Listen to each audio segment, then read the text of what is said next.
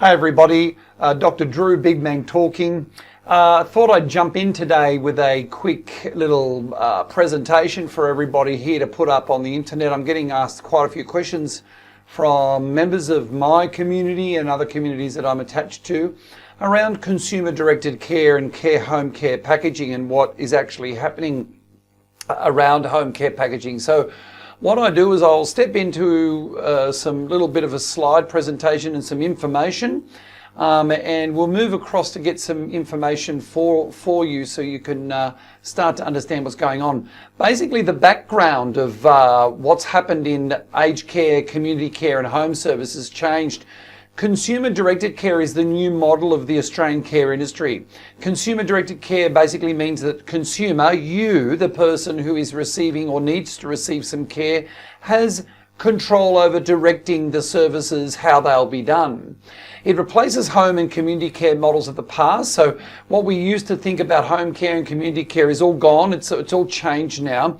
And it's designed to provide choice and give a voice to consumers of home care services, of how they'll be delivered their service, the way that you want it done as a customer. So it's designed to allow people the right to remain at home, to be independent, and to be empowered to keep connecting with their community and keep doing what it is that you want to do as a person who is needing some support services at home. The old system still does exist for those people who are inside the system already and don't want to change. So if you're already a person who is on a care package and you're not into the new domain, don't worry about it. All you have to do is have a conversation with your care provider and see how you can move to the new model. A transition arrangement's now in place, so it allows people to transition out of old home care packages to new home care packages.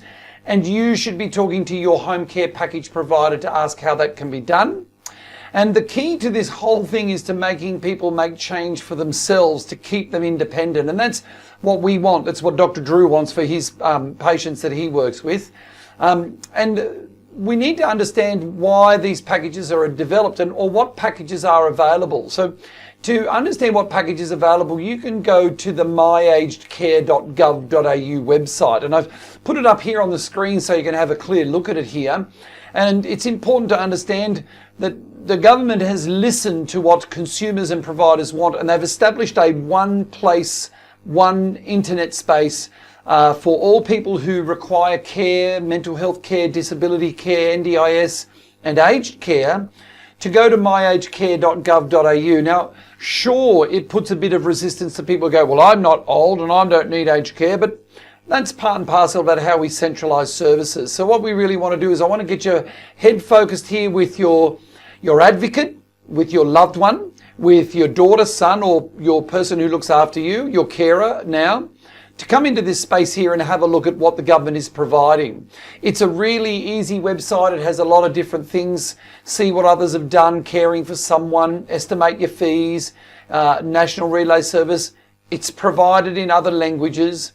There's a nice little button here you'll see very clearly, and I'll just highlight it on the screen for you.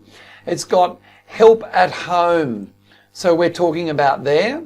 This is not about forcing people into aged care homes or residential homes. It's about helping you be and meet what you want at home on a care package. Now, when you click on there or do a search button, you can see that they have a whole section on consumer-directed care. And consumer-directed care here is outlined as packages. It tells you very clearly here and explains to you what CDC means. Okay, and it means you get to stay in your own home. It means that you have conversations about goals of what you want to achieve in your care and in your life. Work with a service provider who then gets you choose. It's not allocated. And then your package is funded out to you so you get to understand what your package is. So what I want to do now is just step into some of the packages and let's have a look at what some of these packages identify for you as a consumer. And what it is that you're going to need to know or acknowledge as a consumer. So I'm going to step in here and go new packages. There are 4 levels of home care package available for aged care and specifically aged care people. That is a home care level 1 package. Now, it currently pays around about $7,500 a year into the consumer's package allowance, for you to use that money on things around the home, on low care. It's considered low care packaging. There's also an element around here called Commonwealth Home Support Program, which is a big pool of money that allows you as a consumer to top up this money if you need it. So you may not be eligible for a higher package, and Home Care Level 1 probably doesn't supply you quite enough money, but you will have Commonwealth Home Care Support Programming to add a bit more money in to get lawns done, to get some transport locally, or to do something that you need a little bit extra to keep you independent at home. Now, they have Home Care Level 2 package. It's to support people with low level care needs. And it's basically equivalent to the former ACAP or CAPS package. So people who are low care but still need quite a bit of help and want to remain independent, it pays you around about $13,500 per annum, done over a monthly budget, for you to organise with your care providers how much money you'll need to do specific things. It may require you to get more transport to go out, to go to the club, to meet, to greet, to shop. It may supply more services like physio. It may supply more things through Medicare. And it might allow you some home cooked meals to come, some care services to cook, wash, clean, do your laundry, things like that. Now, these two levels are in a band 1, which is low care. And these packages are people who are pretty fit and pretty active still. They may have some mobility issues, but you're old, but you're still able to pretty much look after yourself, and you do need some help and support around the house. When you realise, or if you're a person that now can go up to a higher level, there's Home Care Level 3. It's a new package to support people with intermediate needs. And these people, you're the type of customer or client that requires a bit more help around, and you probably don't have enough people in your family or around your local village to help you. It will supply you round about $30,000 to meet your needs in your annual care. And of course, this can be spread out widely according to you as a consumer. You tell and direct the provider of services what you want. What you have to be mindful of is how much do their services cost, so you can fit it into your budget, which will be shared and done with you by a case manager. The last level of care or high care level is Home Care Level 4 or CDC Level 4. And it's a package to support people with high care needs. And it's really for those people who don't want to go to a nursing home, who really need full-time care at home. It'll supply you in the vicinity of around about $60,000 a year, over a year of packaging care and services. And the availability of services are quite broad. You can have nursing care services, and there's a whole range of things, but it gives you more flexibility, more money. You have to at all times fit these package budgets into your own private budget. For some people, they may not be enough in the package, and you may have to add in some more money. Now, considering more money, there are also supplements that are available to you through the government, and these supplements are in addition to your home care package. It could be that you have dementia, or you have mental health issues, and you might be a veteran and you might have issues and problems that you need addressing. There are oxygen supplements if you're on full-time oxygen or in need of oxygen. There is enteral feeding or tube feeding if you are a person who requires that. There is a viability supplement and a top-up supplement for holistic needs in dementia and other services. And these supplements are very important.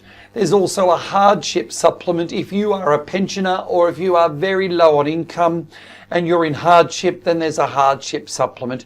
You can talk to your case manager that you choose, they're not allocated, from your provider to see how they can help you manipulate all of the funding and resources to suit your needs. I want you to remember that the objectives of all of this are very well outlined in the My Aged Care portal. So it's very important that you learn to put yourself around the My Aged Care portal. And specifically, they will help you to understand how to enter into an agreement with a home care provider. All of this information is very clearly explained on the website. And you need to understand that there are checklists. It's all translated into other languages. There are 18 languages there.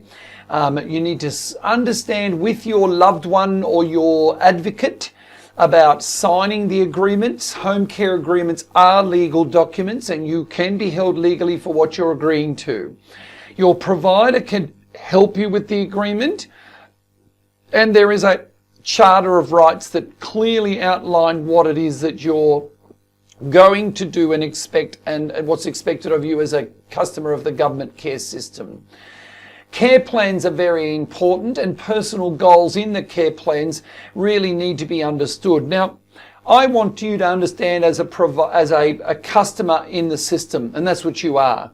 You have rights. You also have responsibilities. But to understand something, use your providers. These are expert people who know how to provide good services, and they're on your side. So it's very important to understand that they're not out to rob you or rip you off, and they're not out to make it difficult for you. I want you to build yourself to have some trust, but at the same time always shop around and test out these things with other providers. Under the CDC, you have the right to move your business to another provider if you are not happy with what that provider gives you. Simply talk to your case manager, and they, by law, have to follow that directive given by you. Now, there are many people like me. If you've got questions, you can send them to my website at Dr.Drew, which the link is provided on this little presentation, or you can ask another provider or somebody else to give you a hand. Always be conscious of your budget, and your budget is what it has been designated, plus always be prepared to have an out-of-pocket expense. It's important that you as consumers learn that the government and the taxpayer is supporting you to stay at home and be independent, but you've also got to support yourself. It's about wellness and reablement. Now, I will put up this little thing from My Aged Care. It's a little fact sheet. It's got a great information resource here about what the packages provide and what they do. The My Aged Care website can be a little bit confusing, so my advice if you're an elderly person is to sit down with a loved one, particularly your grandkids or kids, and they can take you through the whole site together with you. Please give some credit to the government and to give some credit to providers. Not all providers are good, and you have to choose a provider that's the best one for you. I ask you in my closing statement here, think about what you need as a consumer to remain independent at home. Think about cleaning around the house, cleaning around the yard, getting taxis and getting transport to take you to physiotherapy that will help you to remain mobile and physically fit. Think about meals and meals preparation. Don't underestimate the ability of Meals on Wheels or local meal providers. And work out in the care planning with your provider who in your family sits around you that can actually give some help as well to cut down the budget. But don't overburden them with too much time, because they've got family life to get on with too. Don't be nervous about asking for help. And remember, when it comes to consumer-directed care, most people that work in the aged care industry are there for your benefit. You are the one that has to take control, and you have to be the one to own this. It is about you. For the first time in the aged care domain, we've actually focused on you, the consumer, and take the opportunity as a baby boomer or an older Australian to own your responsibility and your empowerment to live at home.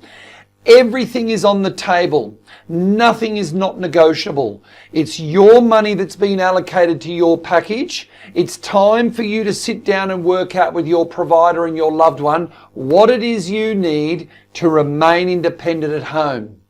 Now, lastly, I want to just interject one thing. There are also for us and for you available aged care homes. And aged care homes have a little bit of fear about them. And you need to be, understanding what an aged care home or nursing home is.